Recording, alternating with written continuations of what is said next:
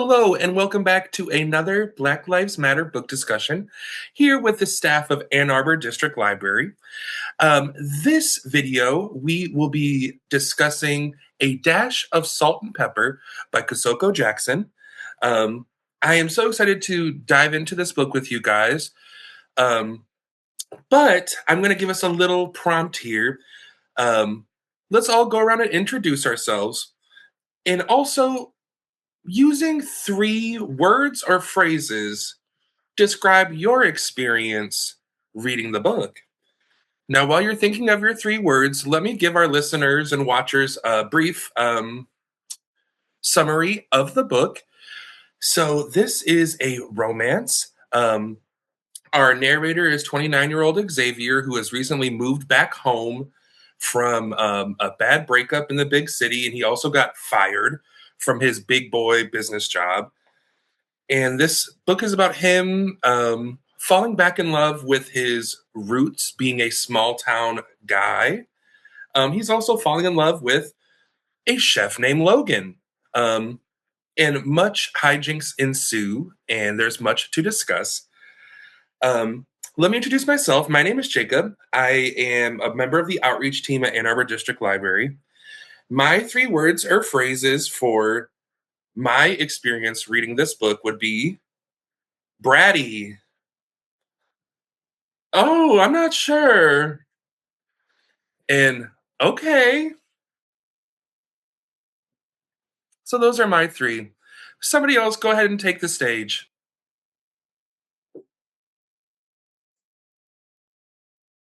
Gosh, this prompt makes it hard, but I'm just going to go for it and not be as funny as Jacob. My name is Emily. I am a librarian at AADL.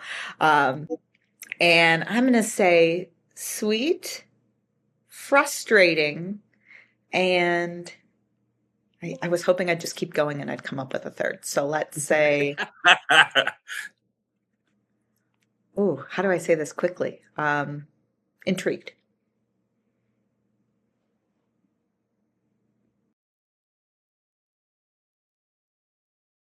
You guys don't have to fight over it. I'll go ahead. My name is Lucy, and I'm a library tech. I work in the youth department. And my 3 words would be confusing, why, and maybe I'm going to steal frustrating from Emily. I can go next. My name is Elizabeth. I'm a collections librarian at AADL. I do want to preface my whole participation in this discussion by saying that I really do not enjoy sort of like sweet romances. So I feel very biased when I participate in discussions about them because it's just not a genre that I enjoy at all, and I get very frustrated with them quickly. So I'm going to try to focus a little more on the positive than I normally might, simply because I feel like I have such a poor bias for that genre. But I also found, I did find this book frustrating. I did think elements were sweet.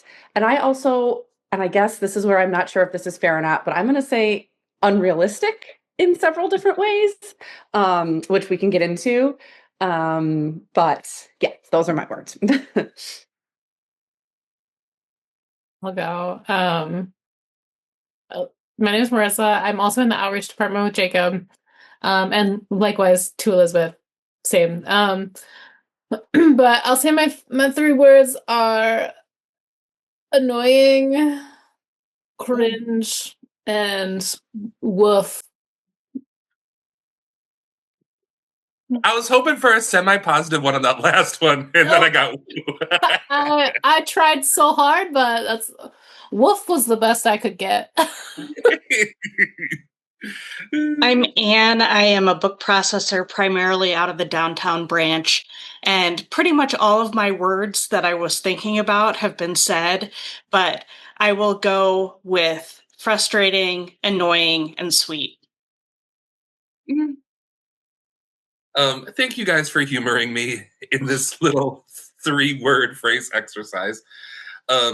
Now, Elizabeth said, they're not a romance reader, not too hot on romance. I definitely fit into that category as well. What is your guys' relationship with the genre in general? Are you romance readers? Talk to me a little bit about that. When I was in like middle school and high school, perhaps because it was a time in my life where I didn't have very much personal romance, I was very interested in reading romance. And then as I have grown up and my tastes as a reader have like focused in more, then it has become generally frustrating to me because of the tropes that the books are kind of meant to have. And so they're, you have to have the character who is making dumb decisions and the thing that would be solved if only people would communicate with each other. And sometimes I'm able to like set aside the part of my brain that is just like, just be better, to like ride along and enjoy it. And sometimes I'm not. And in this book, I like, depending, honestly, I think in the mood I was in the day during the section I would pick up. Sometimes I'd be successful and sometimes I wouldn't. But I do think that I appreciate the moment that romance is having where a book doesn't have to be only about the romance. Like, I feel like the ones that have been most successful, as far as me enjoying them, that I've dipped into over the years have been ones where like female friendship is also really important, or family relationships or something else that makes me care about this person, not just with the like, will they get together? Of course they'll get together. What is going to be the fight that makes it so that 2/3 of the way through the book we wonder if they're going to be together and then they get together at the end? Like, I need something else to fill in, even though I can understand the comfort that those tropes bring people. Are any of us big, huge romance readers where it's like, that's what I read, man. That's my bread and butter? No, I mean, I've read a few romances. I would say it's usually I read the romances because there's something about that book outside of the romance that interests me. It's a topic that interests me, or someone has told me it's a really good story. Again, to like say what Emily was saying, with other elements in it, and then it happens to be a romance, but I don't seek out romance to read. Yeah, I generally enjoy the romance that I read, but I don't read it unless somebody's recommended it. So I don't end up reading not great romances a lot. Yes. And it's kind of comments on the rise of like romantasy. I have definitely been sucked into a couple romantasy books and unexpectedly. But just like y'all are saying, I need that extra. I need some meat on the bone before I get to the romance. So we are limited to Xavier's point of view when we read this book, and Xavier has a very particular voice, a very particular tone. Um, how did you interact with Xavier and being in his point of view for the duration of the book? I wanted to comment about that.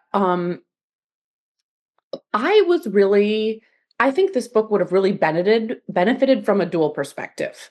I would have really liked getting both of the men's thoughts, and I would have I think that would have been more. That would have kept me going more, because with the sole perspective of Xavier, who had, like as Jacob said, a very distinct voice. Not only could I have used a break from that at times, but I think we were really limited in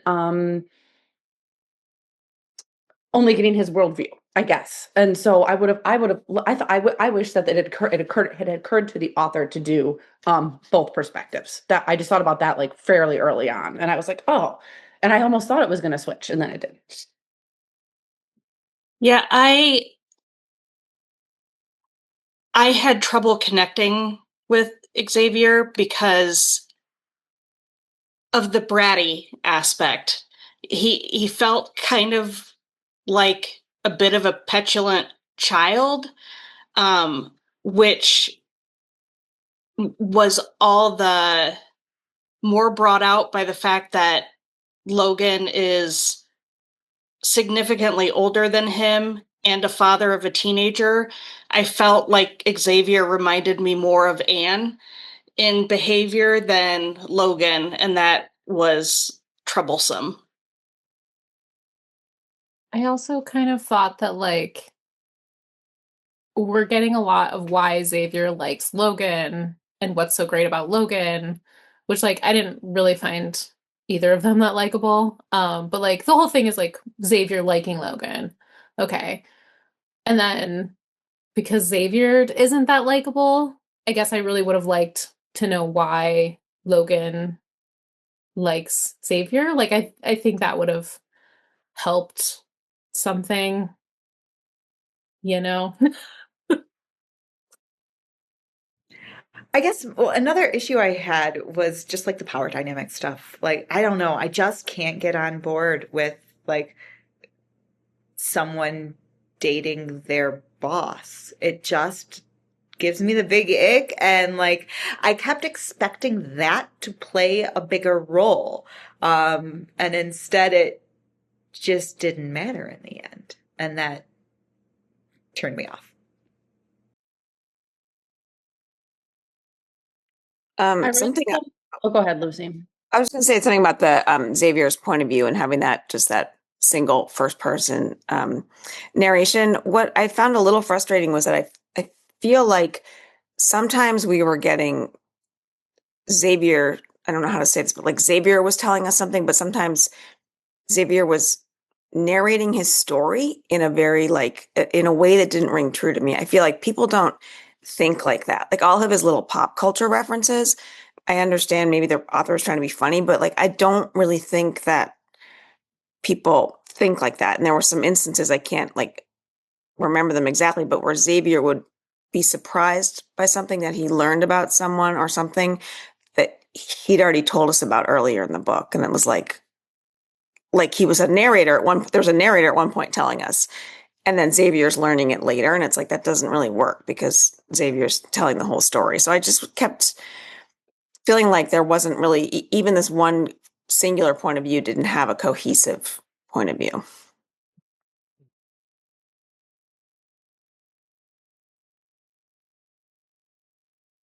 Elizabeth, do you have something to add?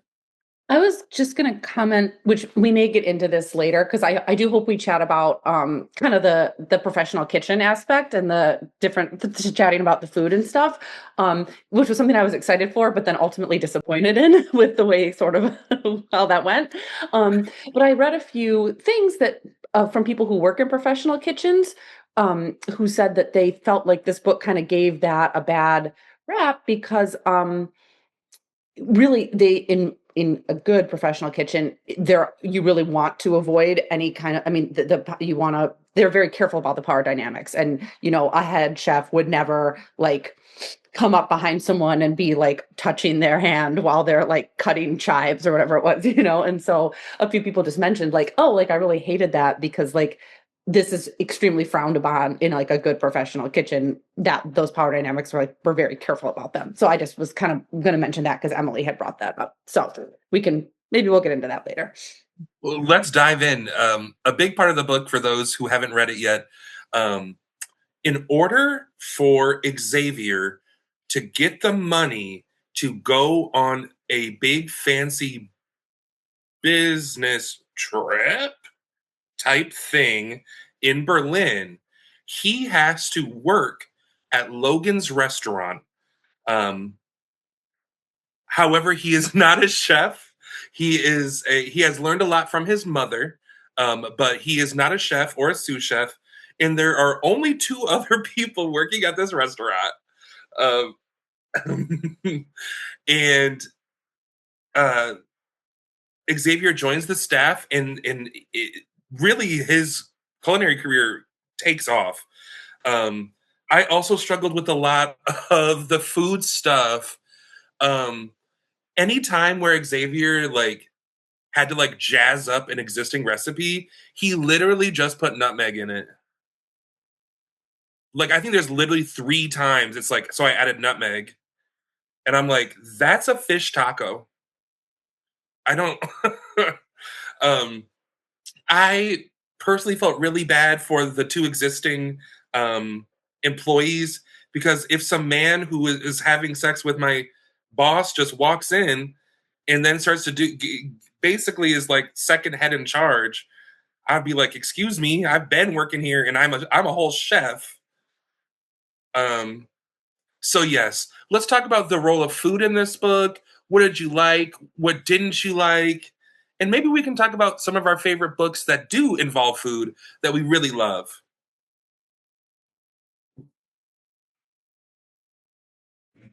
Yeah, I picked this one up and said, like, sure, I'll do this talk because even though I don't like romance very much, I love food and I'm interested in this. And I thought that it was going to play more of a role, and I don't know why I thought that, but it just seemed to be like more of a setting rather than like actually getting any of those like glimpses.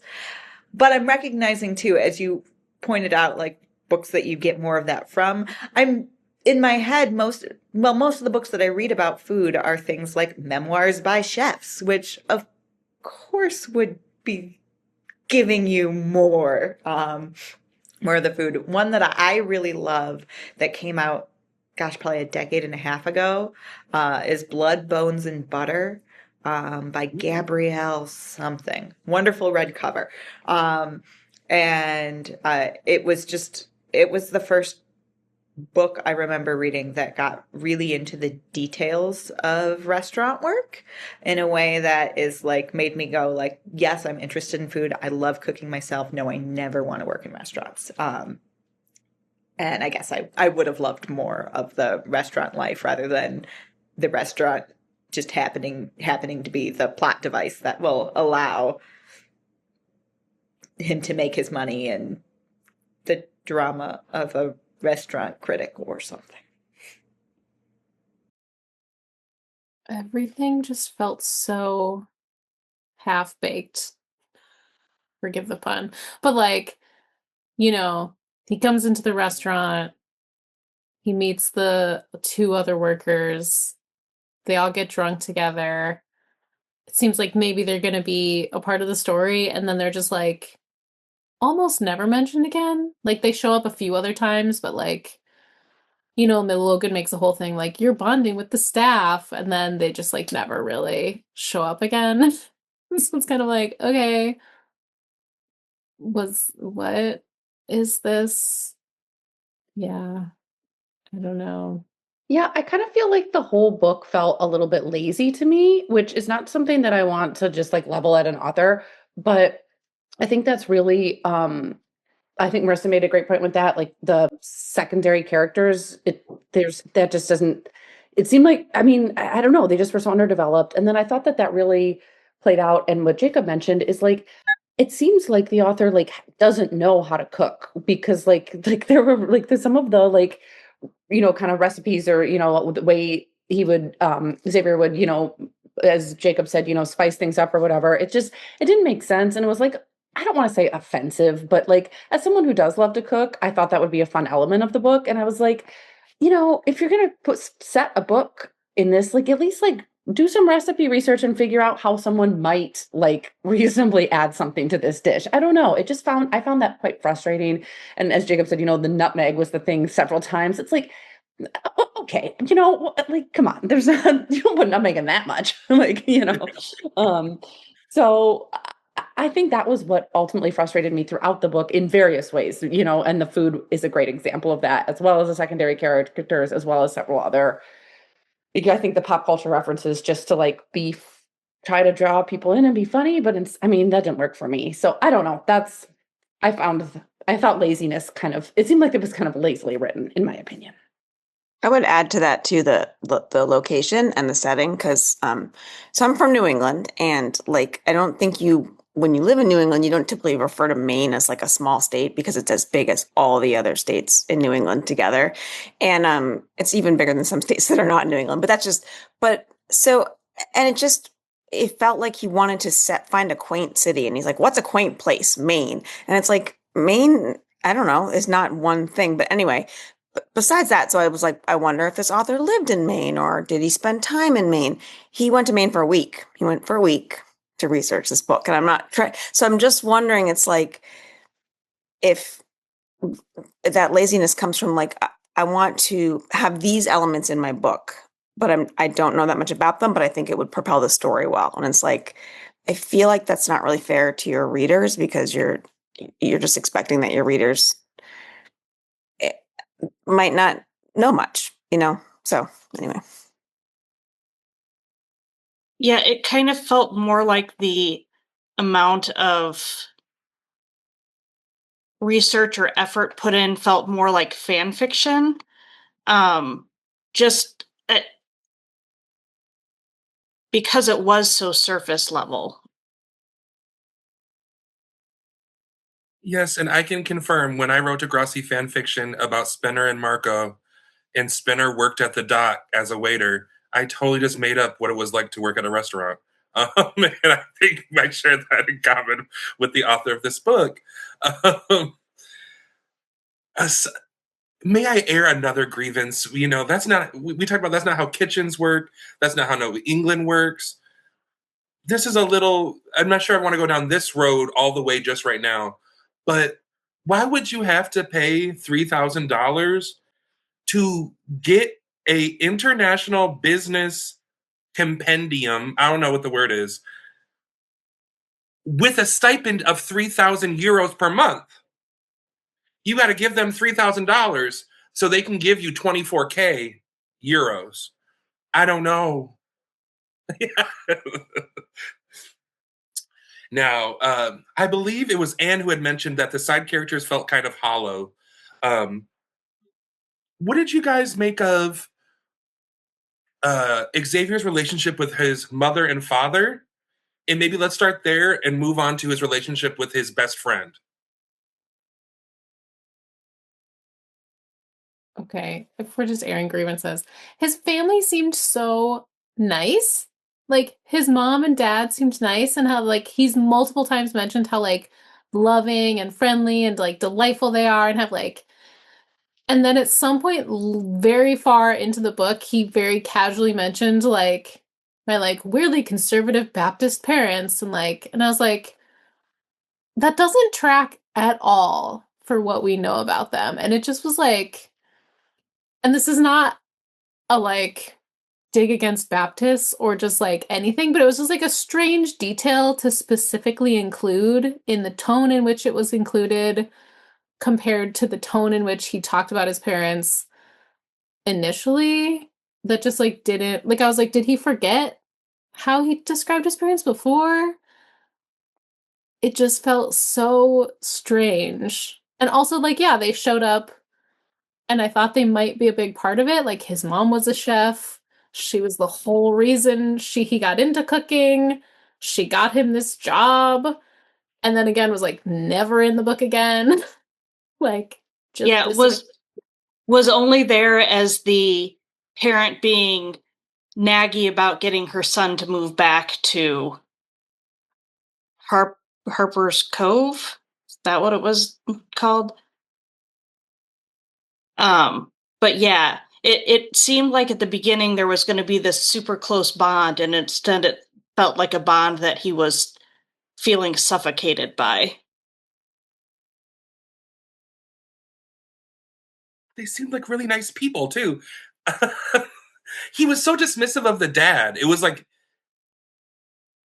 why even have a dad character when it's always like, and then I walked by my dad, and it's like, and then I ran past my stupid dad, and like we don't even know anything about your dad. Why is he? What is going on? Um, I didn't understand why the mother was so supportive in playing such a matchmaker when it comes to Xavier and Logan. Um, she was like really pushing for it from the very jump, and it's like, for why? So maybe, and maybe this is trying to put too much together, but maybe it's that she didn't want him to go. So like that's your way to trap your son in your town, as if he falls in love with someone. I see. But maybe that's reading too much into it. Hey, it makes perfect sense. What did you guys make of his relationship with his best friend? Their relationship and how it kind of influenced him, and yeah. Well, I was a little confused because he's like, this is my best friend, but I also haven't come home in 8 years and I haven't seen her in 8 years. And so it's like, I mean, maybe she was his best friend, but I don't know how that, and like it is true that sometimes you can pick up easily with someone that you haven't seen in 8 years that you grew up with. Um, but it just felt, and I think maybe like all of the characters were this way, and that they were all there to just propel Xavier through the story. And, so I don't feel like we knew enough about, we didn't, Maya wasn't fleshed out enough, I don't think, for me to know, about their friendship. I don't think there was really enough depth to any of the secondary characters for me to really have too too many thoughts about Xavier's relationship with them or who they were as people, which I understand that that's a secondary character, of course, is not going to be as fleshed out as main characters in any book. But I thought in this book in particular, I was like, I don't really know like, I can't even like, I don't know what these people, I couldn't even really, like, I think a great example of that is the like random Baptist comment about the parents. I'm like, what, wait, does that matter? Like, is this a component of them? Like, what, I didn't pick up, and so I think that that was the case. I just I didn't feel very much depth for hardly any of them, which was too bad in my opinion. And that goes for the best friend as well. And the co-chefs. Which in a sense, I feel like almost Maya, the daughter, Anne, and even Logan kind of had the same depth to me. Like, because even Logan, as the partner, the love interest, didn't feel super fleshed out. Of like, okay, he's hot, he has tattoos, and is going bankrupt, not being like almost going to lose the business. His child support is the only thing getting him through, but somehow has enough money to pay Xavier, but also is getting a new tattoo every week. Like, there were some weird money things, but yeah, he just like didn't even seem fleshed out as a character either at all. Like, aside from just I'm a tough guy and so I'm gonna and I'm a good dad. It felt like there was a list of traits, and that was the extent of it. Yes. Now, two little tidbits I learned from watching an interview with the author. One, he described himself as a terrible chef, but his mom owned a restaurant for many years. Should have called her up on the phone. Two, please guess which male celebrity Logan is based on. I read this. Gilmore Girls. Okay, yeah. Okay. I don't know his Milo. What's his last name? Ventimiglia? Yeah, Milo Ventimiglia.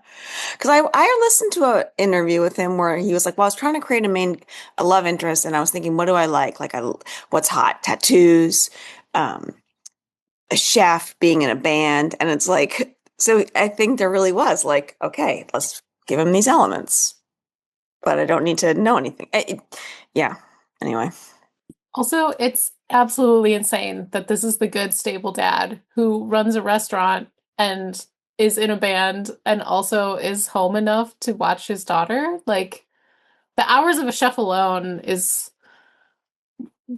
It's just so insane to me.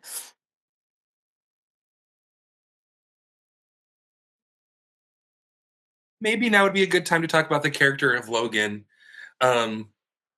What do you think drew Xavier to Logan and Logan to Xavier? And what did you make of their love story?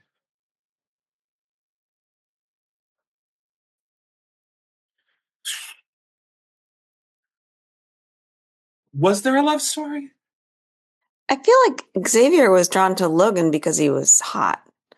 I mean, he talks about that a lot, um, because they're like just they're kind of like arguing. I mean, I guess it's a flirtatious banter, but they don't really see eye to eye. And then they do and they kiss, and then all of a sudden it's like maybe a month later, maybe 3 months later, there was some discrepancy about time there.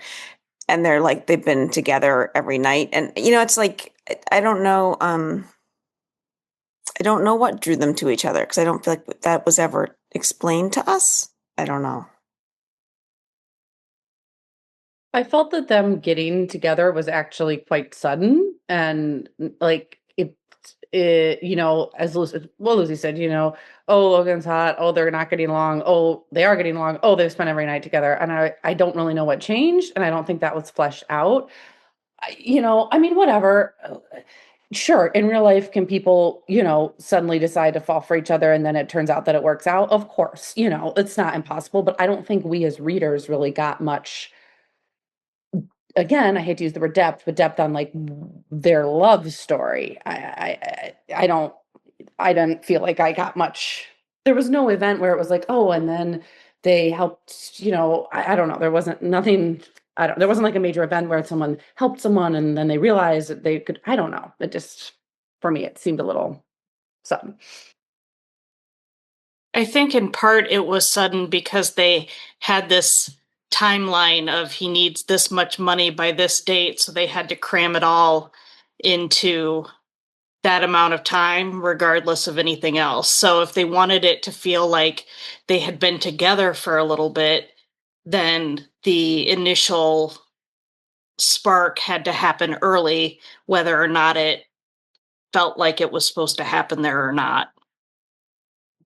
And there's like it's kind of unclear on that though, because it's like I think they said he has 2 months, right, to get the money when he first at the start of the book to go to Berlin, and then there's a point where he says that he and Logan have been together for like 3 months, but he still hasn't gone to Berlin. But there's like another point when they've just been together for 4 weeks. I was like, well, what is it? I feel like this book could have used a few more read throughs by both the author and then maybe some editing. I just think that there were some like discrepancies like that with other things too, or it's almost like, do you think that people we've been here the whole time, we've been with you on this journey, so we might notice those things. But I think you're right, Anne, that like there was a timeline that everything had to fit into, and so it's just kind of like it's like working backwards with what you have. There was a time limit. We just not exactly sure what that time limit was. One of the number one things I struggled with this book is how could they fall in love so fast when everything Logan says is the response from Xavier is something mean, annoying, kills the conversation. Like I think about improv, the rule is, yes and Xavier's like, no, you're stupid. And it's like, how do you it didn't come off as bratty and charming and teasing and tantalizing. It just came off as a really difficult person. And some condescension. Oh, big time. Xavier's penchant for like listing off statistics. I'm like, that's so condescending. Did anyone else? So I read it is that Xavier was somewhat on the spectrum, with like the pop culture references and the statistics and like the things like that. And I think that maybe that made me a little more open-minded to his rigidity. And I'm curious if anyone else picked that up, or was I again just trying to like give more depth to a book that didn't have as much as what I typically like to read. I for sure read it as like an anxiety tick almost. Okay, looking at it from that perspective, guys, it makes a lot more sense to me. I read it as like elder millennial sass. But looking at it from the perspective of like anxiety, being on the spectrum, that makes more sense for me. Well, there's something that he said at one point about like I don't know, maybe his mom said something to him when he was at college, like college made you harder or something like that. Like kind of alluding to him being bullied, but not saying it in those words of like that he used to be nicer and then wasn't. And it kind of could be taken as like, I don't know, because business makes you tough or whatever. Or it was like, well, or also just because, yeah, you're not the world, that world isn't meant for being nice. Like, yeah, you are always looking to get something in return. It's transactional. Maybe some element of like, I don't know, not bullying, but I yeah. I was I was kind of reading it as a like the small town versus big city thing where in his mind everything about the big city was better, but from every other character it's you leave the small town and you turn into a jerk. And you come back and you smooth out those edges again. Uh,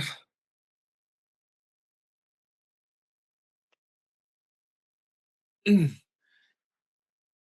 The character of Xavier is so well for the duration of the book, not so much at the end, of course, but yeah, still is so beholden and honors and puts this whole like business school CEO type vibe on a pedestal. I really struggled with that. Um and I think that plays into the small town versus big city thing. I think one thing that the book did highlight or illuminate that I was thankful for is that I think a lot of gay young men and queer people in general, one way we try to get back at the people who were mean to us or were prejudiced towards us is to be extremely successful financially and in business wise or in your career or whatever. And I was like, yeah, I'm glad that this is being highlighted because I know a lot of folks who have had that experience. Um, but I also just it didn't make a pleasurable read. No, I think some of that, like, I think at one point too, he does reference, like, as a black man, like this extra pressure to kind of, um, or he's representative in a different way. Like he has to be the representative for these like young black men who want to be in this field. And I think like what you're saying, Jacob, too, with like queer men wanting to, get back at people almost. But it's like this, this is, I don't think that there are tons of like um romances, queer romances where, with a black character, and this could have like I just feel like I want this to I wanted this to be to him to speak more about those things, and I guess that's not fair for me to say the author has to do that, but like I feel like there's a missed opportunity because they were like somewhat mentioned, at least like um the race piece, so I don't know. Yeah, I agree. I was gonna say, like, I would have, like, Jacob, like, I would have been very interested in reading about, like, pressures that perhaps, like, queer Black men feel to succeed and how that may affect, like, job and educational decisions and all that kind of stuff. And I think that, I don't want to say with a better writer, but perhaps with a different writer that could have been included in a romance. Like, it doesn't have to be necessarily a book only about that. And I think that would have really added an element both of understanding for Xavier and just a greater interest to me. And that's the kind of thing that makes a romance more interesting to someone like me and perhaps like Emily, where you have, okay, sure, there's a romance that can be fun, sexy, whatever, but oh, there's also, interpersonal relationships or societal questions that come in, and I think that's a really missed opportunity with this book because it would have not only made Xavier more understandable but would have lent some more weight to just reading it and having another element involved. I agree. That was some of the most interesting parts of the book. And even at the end when he's wrestling, like if he wants to go to Berlin or not, and he's like, I have this spot. Are they only picking me because of me and because I I check those boxes? Or does that matter? Should I still go because I want to go anyways? And like wrestling with that decision, like that was interesting. Much more interesting than like, should I go and leave my boyfriend or not? Like, um, because I think he should have gone anyways. Like they could have made long distance work for a year. Like it seemed like a fake decision. Like there was no reason that this had to be dramatic, but like him weighing his decision to go as a minority is a much more interesting ethical quandary to read about. Now I'm thinking what would have made a very engaging and potentially sexy romance would be the book starts with Xavier going on his trip to Berlin and leaving Logan behind, and they communicate via, mail or something. And so there's some tension there. And also like Xavier figuring himself out in Berlin and like let me write that book. Yeah, it sounds like a sequel is would fix it. So that would be my desired ending. What did you guys make of Xavier's choice to stay in Harper's Cove, and is he living in that house? No, He got an apartment. he got a little apartment, and he spends a lot of time with Logan and Logan's teen daughter Anne. Is that the ending you hoped for, Xavier and Logan? What did you hope for? It's the ending I expected for them because this is a romance. But I thought that it was an interesting kind of I can't think of what the word is, compromise that the author made, where yes, he stayed, but he didn't stay and start running the restaurant with Logan. Like he went into freelance in the area that he's actually interested in.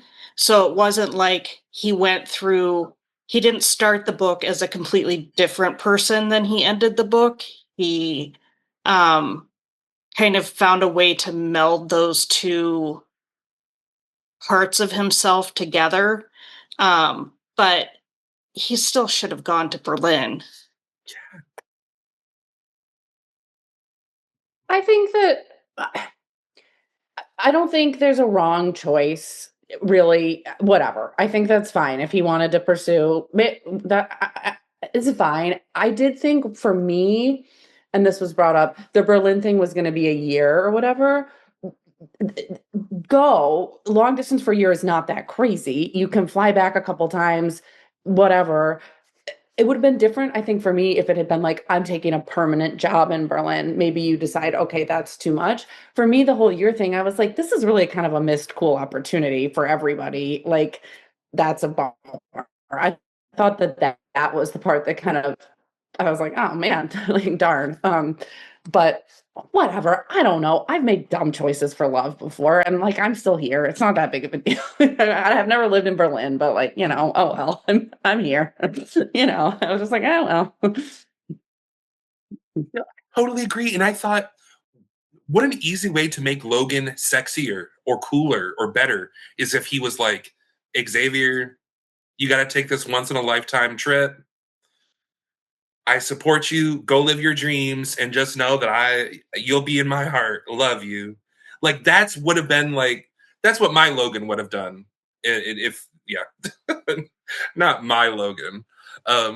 When Logan breaks up with him and is like yelling at him, he's just like, "We could have made it work when you were in Berlin." So Logan like said that already. I don't understand what happened to that. I mean, and again, like Elizabeth saying, people just do stuff and who knows why, but it wasn't like Logan was ever like, if you go, that's it. I mean, in reality, they barely knew each other, probably, because like we barely knew them. But I mean, no, so who knows what would have happened if he went to Berlin? But Xavier, I mean, Logan does tell him, while he's breaking up with him, um, it could have worked. Remind me why they broke up again. It was over something kind of small.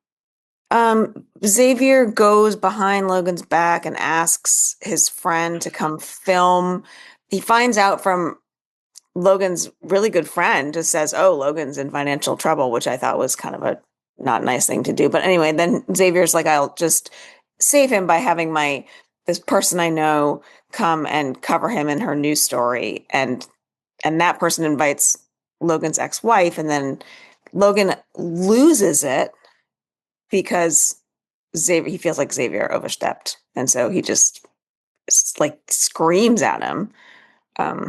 Yeah. But Xavier didn't overstep with the food critic in the salmon burgers. Well, he did, except that it ended up turning out okay.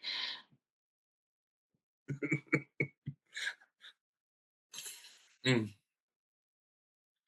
And why are there any financial troubles when your ex-wife, who you have a good relationship and have a child with, is like a touring recording artist? Like she gave up her life to like be like Alanis Morissette. You know what I mean? Like she got money. I don't know that she was at that level. I think she was touring nightclubs and things like that. Alanis Morissette was not right.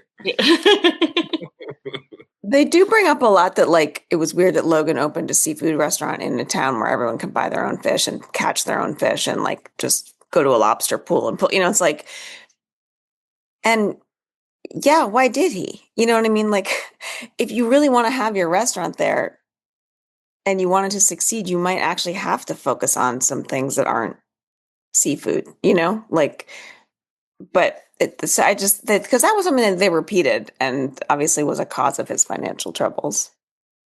Which this is where I firmly am on Xavier's side, where when Logan was yelling at him, like, I just want you to love me for me, and that means letting me fail at business. And Xavier's like, but also, like, I have business experience, let me help you. Like, it just is also stupid. Like, it's all so stupid. It was very much I know this is happening because they wanted to put up an obstacle between these two characters, not because it's a reasonable thing for these two people to be breaking up over. Yeah. And all within like the last 50 pages. Like you get to page 300 and like they break up, they get back together, Anne goes missing. He gets pulled out of the car going to the airport. Like so much happens in those last 50 pages. I struggle with that as well. I don't like when that happens. I really think it's a skill for writers to be able to like conclude a book well. And I think when people cram a bunch into the end and then it all ends up okay, I just feel very, I feel disappointed. Yes. Let me see here. So a part of romance is that romance novels have different spice levels. Did you think this book had a reasonable amount of spice? Did you want more? How did that fit into your reading experience? I thought more spice would have made the book make sense. I Because if you're I not given, I was reading and at one point thought, well, this is interesting. They're really not like, this isn't any kind of erotica, which is so common these days. And then suddenly there was one random scene, and then it just was like, that was it. And it felt a little bit just plugged in. Yeah. I think like because I think the book overall felt so juvenile and like maybe because of like the style of writing, all of these plot failures, like it felt like a YA novel. I would have preferred less, like almost no spice, because it felt out of place, because I'm reading a kid book. Like this is a book for children. Um for more spice to work, it really needed to be a total different book. Or it just needed to be like all smut all the time. And then that's what you're reading, because you don't expect any fiction or like any actual literature from smut. You know what you're reading. And like this was not that. So it really missed, just like wasn't. But anytime that anything even approaching spice happened, I was just like, "Ugh, ugh," like I don't want, it feels out of place and I don't want to read it in this book, because I felt like I was reading a kid's book. I sort of agree with Marissa. So I'm also a famous, not famous, famous to myself. I'm a huge prude about like reading. So I'm like, oh God.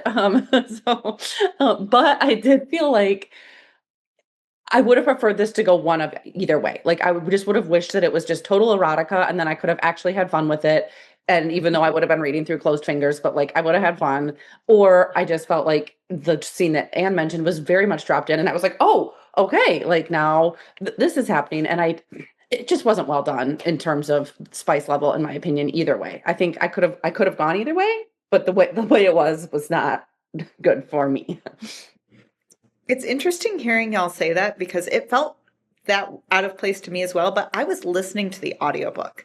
And so like I was also like, do I just feel weird because I'm listening to a man's voice describe this scene to me? And it just like it felt very different, but it is reassuring to hear that it felt out of place for y'all as well. In one of the interviews I was reading, the author had said something along the lines of, I have written a number of young adult books where so much of the sex takes, if there is any sex in these books, it takes place off stage. And now writing for adults, he has the opportunity to write sex scenes, which was new to him. But yeah, I totally agree. It either needed to be nothing or everything. And I thought, how disappointing was that the sex scene didn't reveal anything about their characters or their relationship. Like, what a missed opportunity. Now, we are reaching the top of the hour here. I'd like to give anybody who has something burning in their heart, if you're thinking to yourself, geez, I really wish I was able to talk about this today, or I have one last thing I really want to say, this is the speak now or forever hold your peace moment.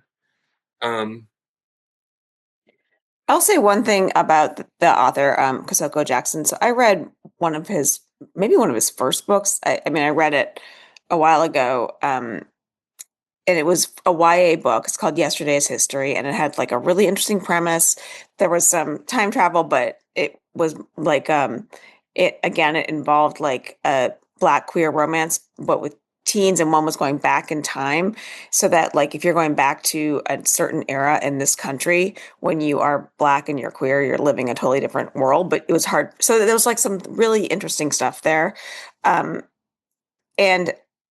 so I had different expectations for this book, but I just wanted to mention that because I also feel like it was hard for us as a group to come up with a lot of, you know, positive things to say about this book. But I have read another one of the author's books that I thought was really interesting.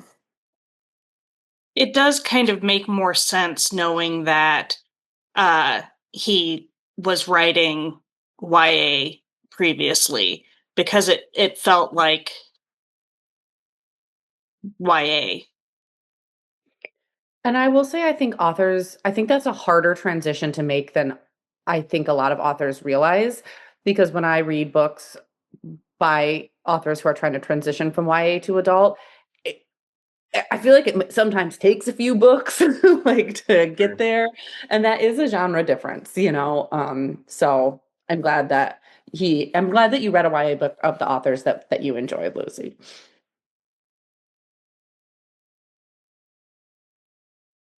Well, I want to thank you so much for reading the book, having the chutzpah to come and be filmed speaking about it.